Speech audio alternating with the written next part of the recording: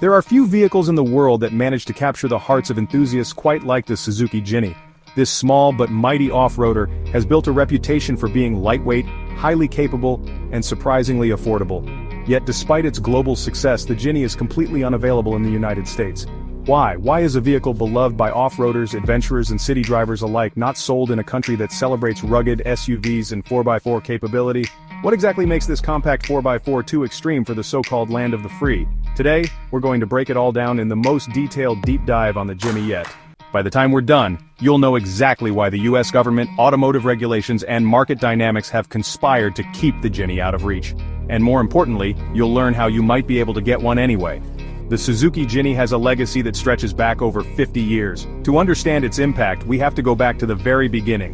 1970, when Suzuki introduced the first-generation Jimny, the LJ10. This was a time when compact, go-anywhere 4x4s were rare. The Jeep CJ5 and Land Rover Series 2 were dominant off-roaders, but they were heavy, large, and expensive. Suzuki saw an opportunity, a small, lightweight off-road vehicle that was both practical and affordable. The LJ10 debuted with a tiny 360cc two-stroke engine, weighed only 600 kg, 1,300 lbs, incredibly light by modern standards. Featured solid axles and a ladder frame, just like larger off-roaders. Became instantly popular in Japan and later expanded to global markets. By the time the LJ80 arrived in 1977, Suzuki had upgraded the Jimny with a 4-stroke 800cc engine, making it more practical for international markets. Entered mass production for global sales, including the US, as the Suzuki Samurai. Became a favorite among off-roaders due to its simplicity and capability. Introduced the Samurai to the US in 1985, which was mechanically similar but slightly larger. However, this is where the Jimny's US story takes a dramatic turn. If you ask any American off-roader about the Suzuki Samurai, you'll probably hear one of two things. That thing was a beast off-road. Wasn't that the car that flipped over all the time? The second statement comes from one of the most controversial safety reports in automotive history. In 1988, Consumer Reports published a scathing review of the Suzuki Samurai, labeling it not acceptable due to a high risk of rollovers during evasive maneuvers. Their tests suggested that the Samurai easily tipped over, making it unsafe for American roads. The media ran with the story, calling the Samurai a death trap. Sales plummeted, from over 100,000 units in 1987 to just 5,000 by 1995. Suzuki sued Consumer Reports, claiming the tests were unrealistically harsh. Despite the lawsuit, the damage was done. Suzuki pulled the Samurai from the US market. To this day, people debate whether the test was fair or sensationalized journalism. Some studies suggest that many other SUVs at the time had similar rollover risks, but only the Samurai was targeted. Regardless, this event marked the beginning of the end for Suzuki's presence in the US market. Fast forward to 2018, and Suzuki launches the fourth-generation Jimny, one of the most critically acclaimed small off-roaders in decades. A 1.5-liter naturally aspirated engine producing 100 HP, part-time four-wheel drive with low-range gearing. Rigid axles for true off-road capability. A lightweight chassis allowing it to go places larger SUVs can't. The off-road world went crazy for it. But in America, nothing. Why? Regulations.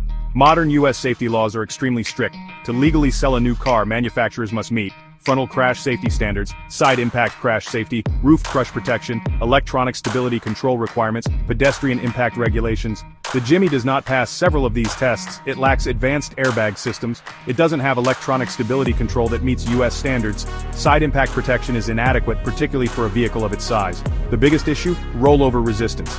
After the Suzuki Samurai debacle, the US government became far stricter on SUVs with high rollover risks. And since the Jimny is tall and narrow, it's inherently prone to tipping over in extreme maneuvers. To make it compliant, Suzuki would have to redesign the entire vehicle, adding weight, changing the structure, and increasing costs. The second major problem? Emissions. The Environmental Protection Agency and California Air Resources Board enforce some of the strictest emissions laws in the world. The Jimny's 1.5-liter engine produces carbon dioxide emissions that exceed US limits for a small SUV. The US has tighter fuel economy requirements, making inefficient vehicles harder to sell. Suzuki would need to develop a cleaner engine, something that would require significant investment. The irony? Larger SUVs like the Ford Bronco and Jeep Wrangler produce more carbon dioxide per mile, but are still allowed because US laws have different standards for different vehicle classes. This means the tiny Jimny gets penalized, while bigger, thirstier SUVs get a pass. Even if Suzuki miraculously managed to modify the Jimny to meet US safety and emissions regulations, there's another question: would Americans actually buy it?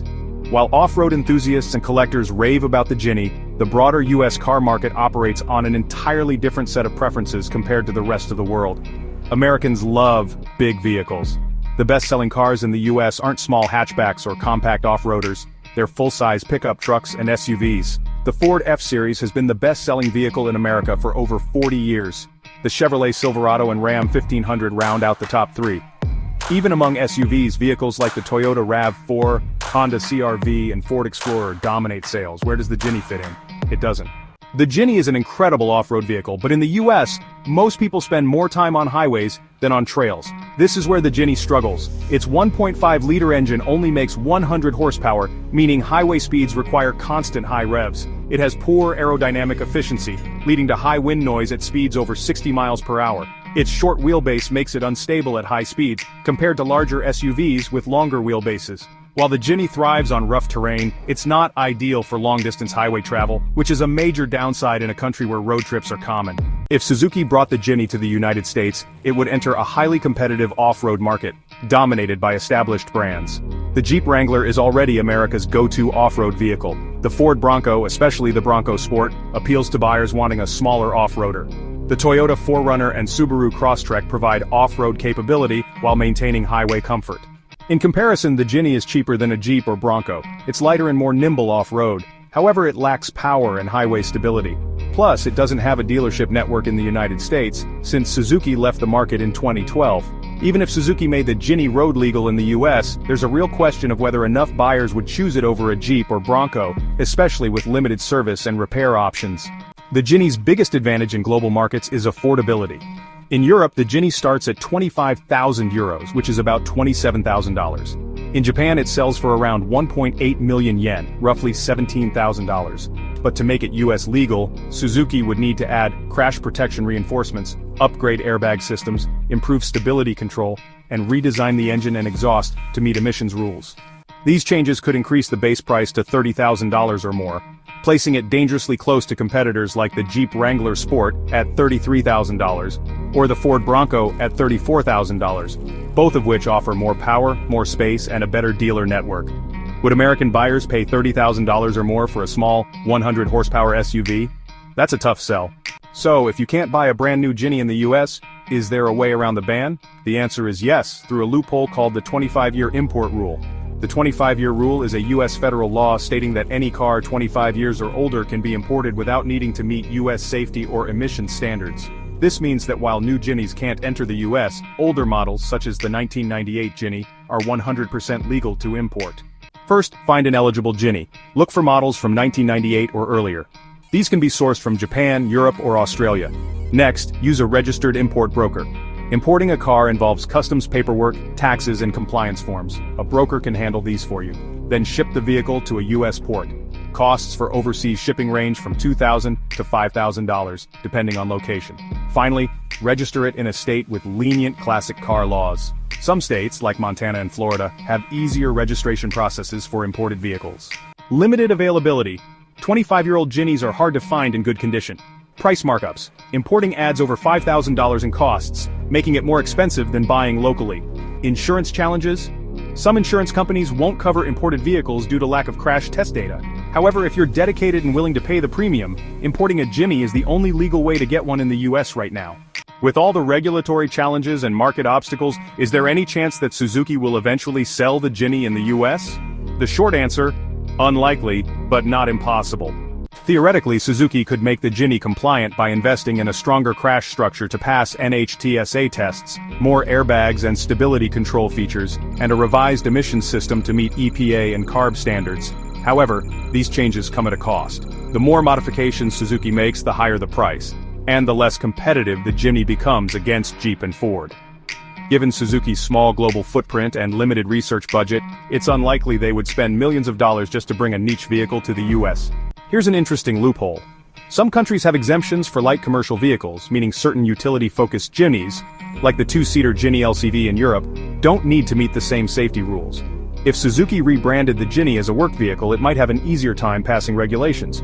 But there's a catch. The US still enforces emissions rules, so the engine would need upgrades. Commercial vehicle exemptions are rare and wouldn't allow Suzuki to sell Jimnys to regular consumers. Even if Suzuki found a way in, it wouldn't be the same Jimny people want. it would be a stripped-down, utility-only version. One possible way for Suzuki to bypass US regulations is partnering with another manufacturer that already sells cars in America. Examples of this strategy include the Toyota 86 and Subaru BRZ, a joint venture between two automakers, the Mazda MX-5 Miata and Fiat 124 Spider, which share the same platform, and the Ford Ranger and Mazda BT50, which are basically twins. Could Suzuki license the Jimny to Toyota, Mazda, or another automaker to sell under their brand? It's not impossible, but there are no confirmed plans for such a deal. With EV regulations being different from gasoline cars, one way Suzuki could enter the US market is by releasing an electric version of the Jimny. Suzuki has hinted at electrifying its lineup, and a Jimny EV or hybrid would solve many of the emissions issues keeping it out of the US. EVs don't have the same strict emissions tests as gas cars. Hybrid or electric powertrains could meet US fuel economy targets. It could qualify for federal incentives, making it more affordable. While the US rejects the Jimny, it continues to thrive in markets around the world. So, what makes it such a hit internationally? In most markets, the Jimny is one of the cheapest 4x4 vehicles available. In India, it sells for around $13,000. In Japan, it's priced at $17,000 to $22,000. In Europe, the Jimny costs $25,000 to $30,000 but remains cheaper than Jeep and Land Rover models. For buyers who want a capable off-roader without spending a fortune, the Jimny is a no-brainer. In places like Japan, Europe, and South America, cities are crowded, roads are narrow, and parking is limited.